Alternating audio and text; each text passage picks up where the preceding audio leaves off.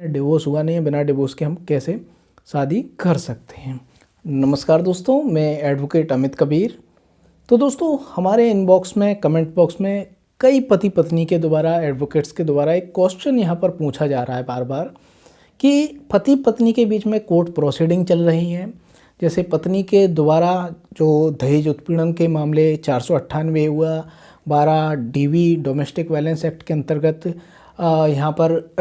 Case दाखिल किए जाते हैं और डिवोर्स की प्रोसीडिंग पति पत्नी के बीच में चलती हैं। पति के द्वारा 406 ब्रीच ऑफ ट्रस्ट का यहाँ पर मुकदमा डाला जाता है कि पत्नी कई सारे यहाँ पर हमारे घर के जेवरात को उठाकर ले गई। तो इस तरीके की दोनों के बीच में यहाँ पर कई प्रोसीडिंग चलती हैं जो कि सालों तक चलती है, 5 साल, 10 साल, 15 साल।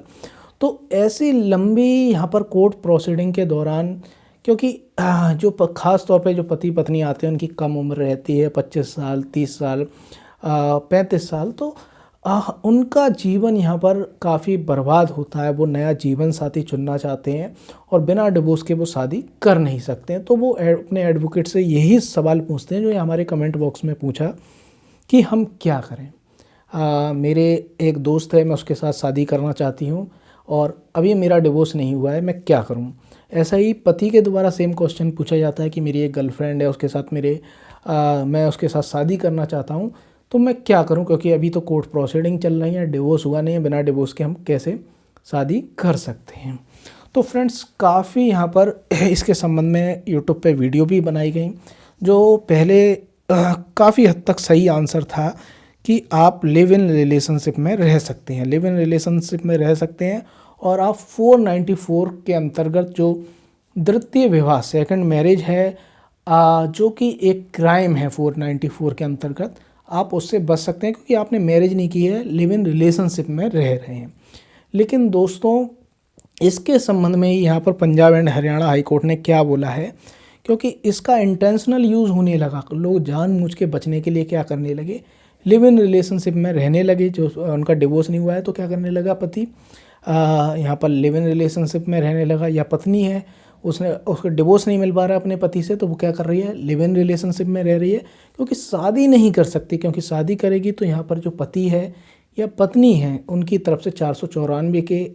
अंतर्गत अपने पति के अगेंस्ट या पत्नी के अगेंस्ट कार्रवाई की जाएगी कि तृतीय विवाह किया है यहाँ पर, और it is a crime under IPC के सेक्शन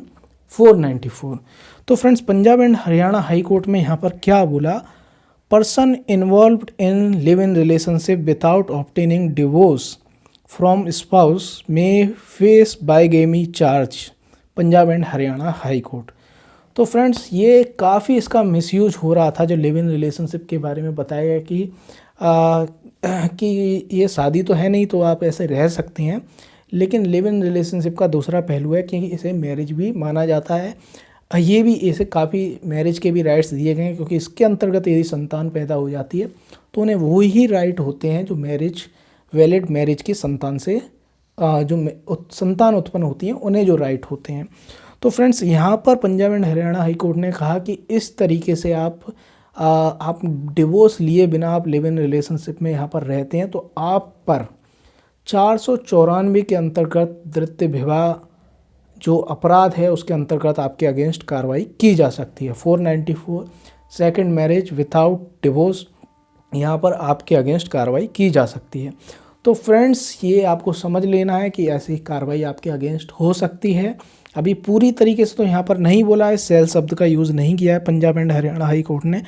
तो मे शब्द का प्रयोग किया है कि person involved in live in relationship without obtaining divorce from spouse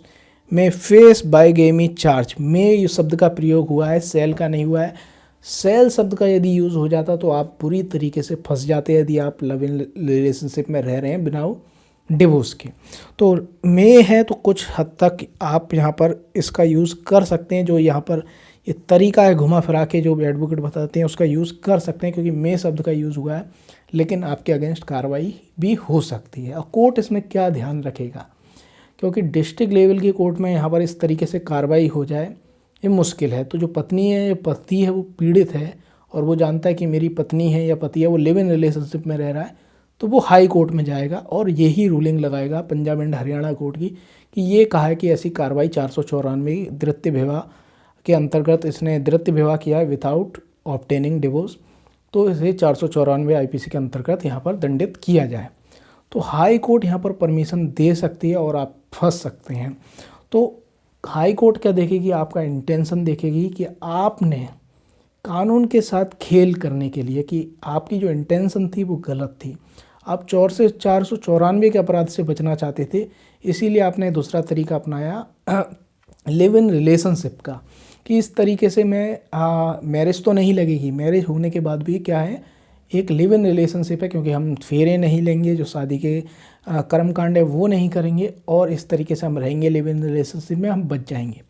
तो आप फंस भी सकते हैं। तो पूरी यहाँ पर बराबर के चांस हैं। तो आपके पास अभी पूरी तरीके से तो हम नहीं कह सकते कि आप ऐसा लिव इन रिलेशनशिप में नहीं रह सकते हैं, क्योंकि मे शब्द का यूज़ हुआ है। लेकिन अगर आपकी पत्नी, आप लिव इन रिलेशनशिप में रह रहे हैं, डिवोर्स की कार्रवाई चल रही है या नहीं चल रही है, और आपकी पत्नी है और आप, क्योंकि दोनों के बीच में कोर्ट प्रोसीडिंग चल रही है, आप लिव इन रिलेशनशिप में रहते हैं या कोर्ट प्रोसीडिंग नहीं चल रही है, तो भी आप किसी पत्नी, किसी स्त्री के साथ, या कोई पत्नी है वो किसी पुरुष के साथ लिव इन रिलेशनशिप में रहना चाहती है मैरिज होने के बावजूद भी,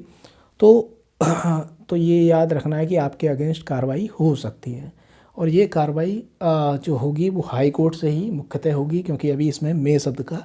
यूज़ किया गया है। तो कुछ हद तक आपको यहाँ पर रिलीफ है, और कह सकते हैं कि जो देखा जाएगा आपका इंटेंशन बहुत मायने रखता है, कि आपने कानून का दुरुपयोग करने के लिए तो ऐसा नहीं किया है। तो फ्रेंड्स, आपको हमारा ये वीडियो कैसा लगा कमेंट बॉक्स में कमेंट करके ज़रूर बताएं।